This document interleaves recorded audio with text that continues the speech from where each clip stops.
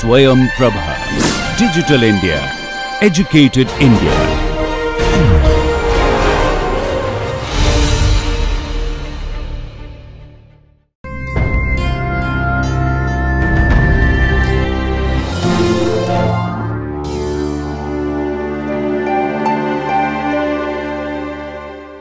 Okay, the question was basically, we have taken these disks and an array of disks. How do we fabricate them? How is the sample made?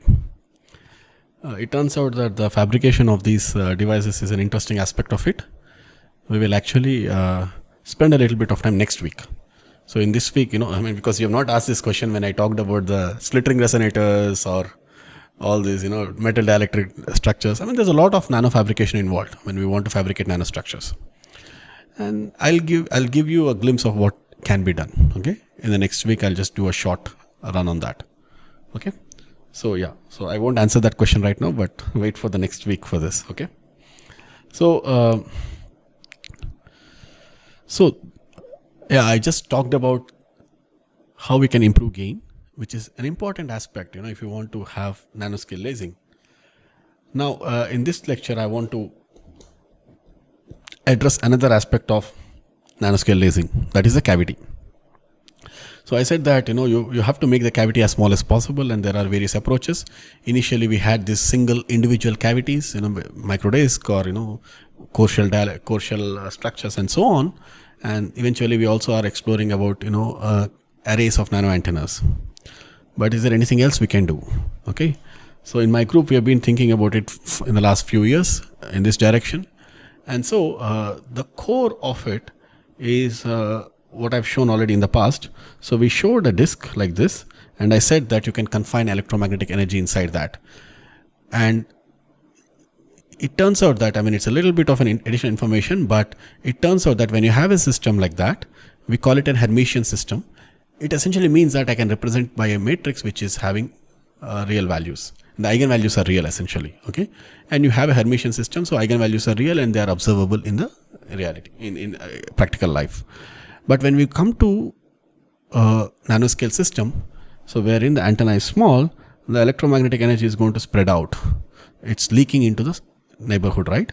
So in this case, if you write out the wave equation and write out the Hamiltonian and so on, you'll see that the eigenvalues of the Hamiltonian are actually complex. What it means is, in a laser, you would want a perfect laser is something that has a very narrow line width, right? And we understand when we have a resonance, we know that the line width corresponds to the loss. If you have a very high Q factor, you have very narrow line width. Now, the problem is if you come to nanoscale structures like the one I have shown, the energy spreads out, the eigenvalue becomes complex. That means that the width of the line is not really going to be very small. So it becomes a challenge to actually get high quality, high Q factors. Okay, if you have a simple single nanostructure, the width cannot be very small. The width of the emission cannot be very small. So in our group, we started looking at it, and there's a lot of work that has happened in the optics community in the last 10-15 years, wherein they try to combine gain and loss. So we understand what is a gain, what is a loss in a bulk structure, right? We know that. So we started looking at, a possibility of building a cavity which combines gain and loss. Okay.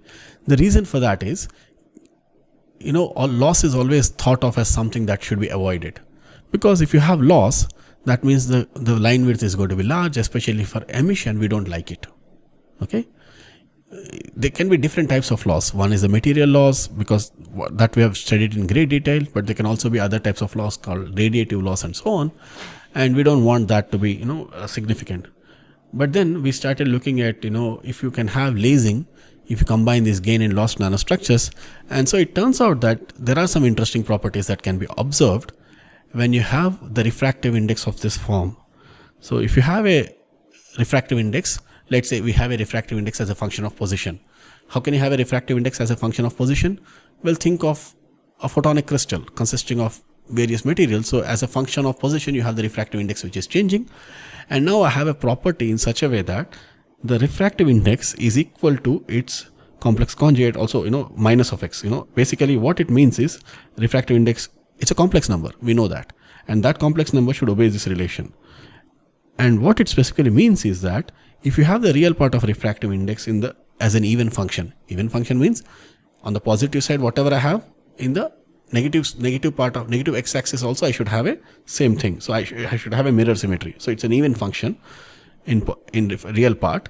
And the imaginary part of it, if it is a complex function, like I have loss and then I have gain, we understand that gain and loss are opposite, right? So imaginary part of the refractive index changes.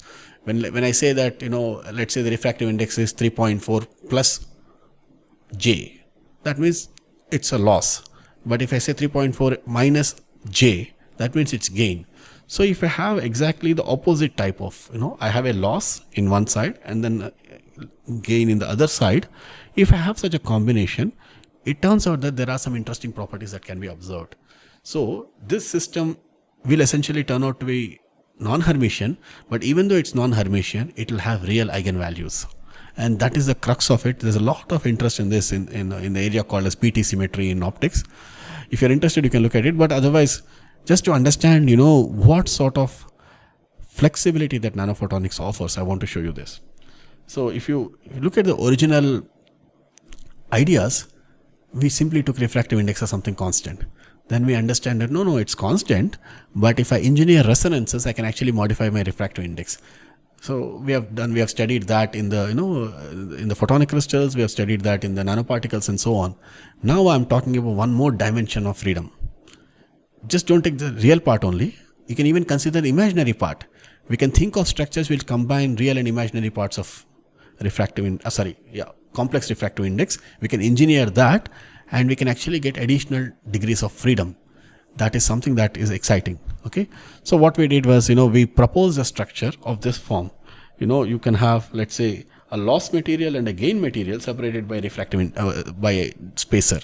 If I have such structure and I have them in an array, like nano antenna array that I showed in the last lecture, you can have some interesting effects. Okay. It turns out that this sort of a structure has more degrees of freedom than a traditional just a nano antenna array. Okay.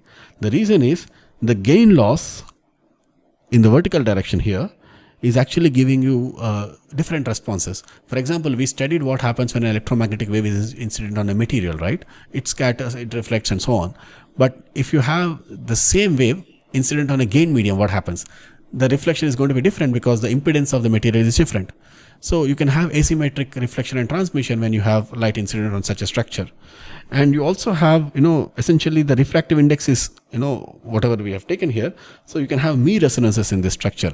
And if you have me resonances, you can actually have interesting directional properties from there. And then you also have, because there's this lattice resonance which can actually give you very high Qs. So when you have a combination of all of this, we can have interesting lasing properties from this structure. Okay. You might ask me, how will you get gain and loss like this? In my case, what we think is, loss is simply a medium with, let's say, intrinsic doping. It has less gain. And then a gain is basically with a p-type doping. When you have such a structure, similar material with a different doping, separated by a spacer, there are ways actually by which you can actually create a thin dielectric spacer in between. You should have this sort of a property that is obeyed. So in this case, in the vertical axis, if you look at it, you see that along the, let's say if this is my z or z, on the positive z you have gain, on the negative z you have loss. So the imaginary part is an odd function, and the real part is the same material, gallium indium phosphide, let's say, the same material. So the real part is going to be symmetric or even function. The imaginary part is going to be odd function. So there are a lot of interesting properties. So my effort here is not really, I don't think you will understand a lot of details here. But it's all right. Just try to understand the bigger picture. Okay. I'm not going to, my goal is not to teach you the details here, but to expose you to the various interesting avenues that people are pursuing. All right. So if you have this sort of a structure, we can do some interesting things. And, all of us, I assume that some of you who are watching this course are interested in research, and research definitely means that you look at the current state of affairs or current state of literature and look at what else is possible. And this is one of the ways you can think about. You understand gain, you understand loss, so we combine that. So that's how we do research and we discover newer phenomena. All right. So this is an example of that. So when you have a structure like this, we calculated this, And this is something, again, I don't think I can explain this in detail, but you have an array like that, you calculate the reflection and transmission coefficients, and some interesting properties come out, and we call them as spectral singularities. So essentially what happens here is, if you look, we varied the parameters. We calculated what happens to transmission and reflection in the certain wavelength range and as a function of the gap. And what we see is, for a certain definite gaps, you have very, very large transmission. So this is a color picture. So wherein this white means basically large number here. It's a logarithmic scale as well. So you see at a particular wavelength and a particular gap, you have very large emission that is coming out. And if you look at the Q factor of the line, it's more than 10 power 5. So remember I mentioned the Q factor of the lasing emission, that was experimental value, and it was 2750, I believe. But here now, we are having a Q factor which is of the order of 10 power 5 in theory. But even if the structure exhibits a Q factor of something like 5000 or more, that's really going to help in actually reducing the requirements for lasing. Right? So, and the interesting part here is, this is also very much robust to the gap. We don't need to have a precise exact gap, but if you even have slightly different gaps, you will still see lasing.